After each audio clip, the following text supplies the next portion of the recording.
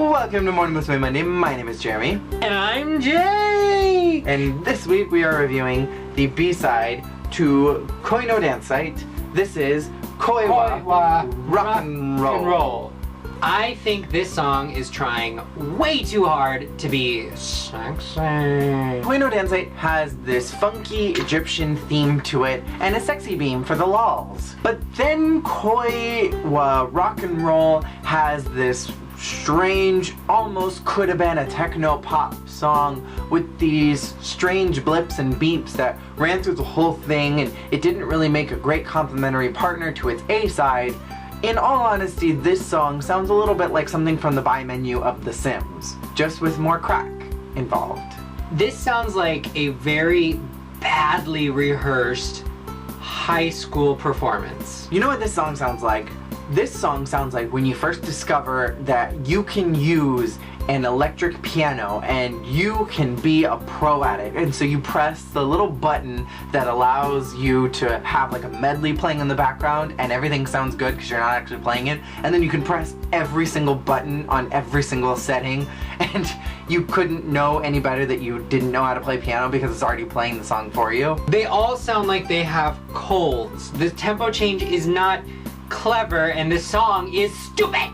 The tempo was all over the place, the pitch was strange, and then there were these bad harmonies that Sunku wrote that were just messy and really did no service for the song. This is probably worse than Wasurenanai and Inspiration combined together, which both had some really crappy harmonies in them. This is why Morning Musume isn't as popular as AKB! I give this song some leeway because the lyrics do mention that when you fall in love, it feels like you lose your pace and tempos go out of whack, which could have been a cute idea. Unfortunately, what happens, like many Sunku songs, Sunku takes this idea, runs with it, and then keeps running.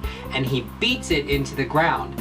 If this had just happened, if the tempo change, the slow down, the kind of weird little tempo blip had happened when just those 2 times that lyric is used, I would have been okay. But the problem is, he uses it again and again and again. He was trying to be clever, but it unfortunately didn't translate very well. The song title is Rock and Roll of Love, essentially. But this wasn't a rock song. It didn't sound like a rock song. Probably that's why the girls were trying so hard to be like sexy and why they all sounded kind of constipated and like they had colds, because they were trying to do like rock star voices for this rock and roll of love, but it didn't work. The important thing to note though is that it's not the girls' fault.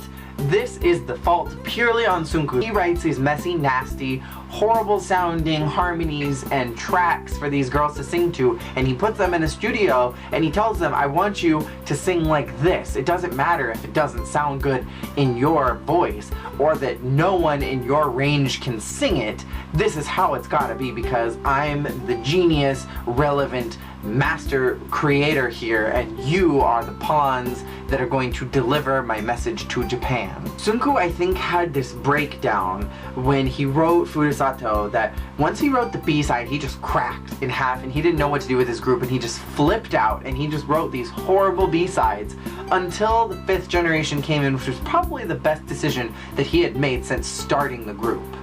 Other than hiring Yossi. Yossi was a good decision.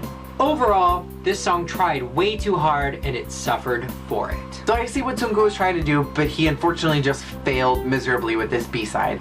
There's nothing really redeeming about it, and the lyrics are just kind of so-so. You know what? I really feel bad for Sunku though, because he lost his Buddha book, and how was he supposed to cope other than to write a bad B-side? He was having a crisis. So thank you all so much for watching. We will see you all again next week at our 100th MMJJ special. We are going to have a couple of really cool stuff for you that we're planning out. So look forward to that. We'll see you all again next week. Have a great rest of your day. Peace out. You think about whoosh.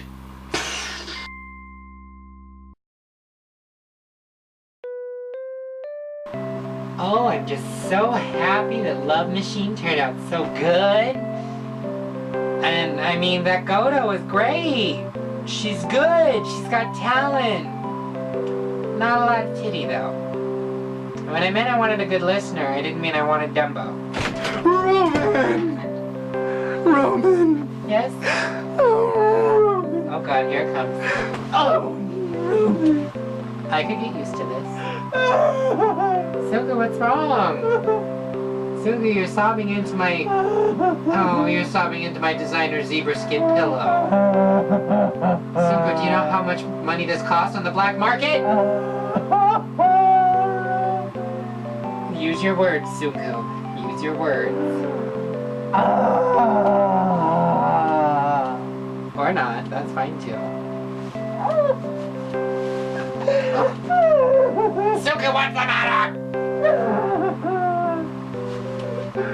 Ow, ow, ow, ow.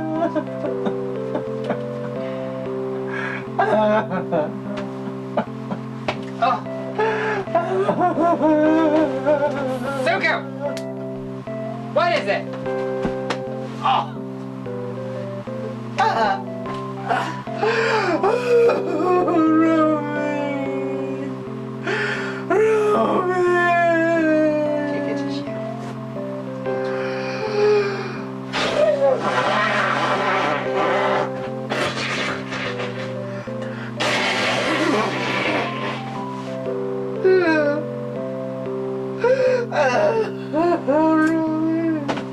Is that alcohol?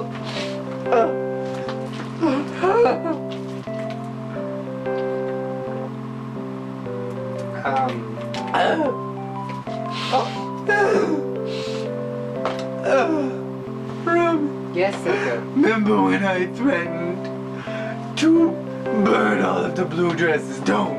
Yes, I remember very well. And I told you I would burn them all if you didn't listen to me. Yes, I don't... Did you burn my blue dresses? No! You see, I was so distracted with Love Machine. Beautiful song. Wonderful song. That turned out so good. With all of my genius and the hats and the costumes. This is lovely. And the dance and go-to, my kids. Sweet, teeny, tiny titty. Little Jeez!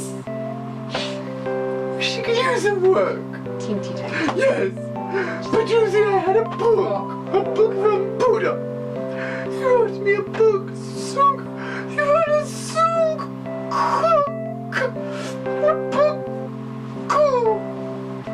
I do seem to recall you going on about a Buddha book. Buddha book. Yes, I do recall a pink Buddha book. In it, and I didn't write all of them down. I only wrote a couple of them, and I was going to write all of the fancy songs, Roman. It was making me so much money, and I was doing so well. And then my Buddha book is gone. Oh, come here. I looked in my soon cabinet. I looked in the soon. I'm still trying to figure out what I'm calling the Sunku room. I looked everywhere. I looked underneath my Sunku bed. I looked in your office over and over and over and over again. You've been in my I office. looked in Yuko's dressing room. You've been in my office. I looked under Abe's wigs. I mean, in her hat boxes and things. I looked in the girls' dressing rooms.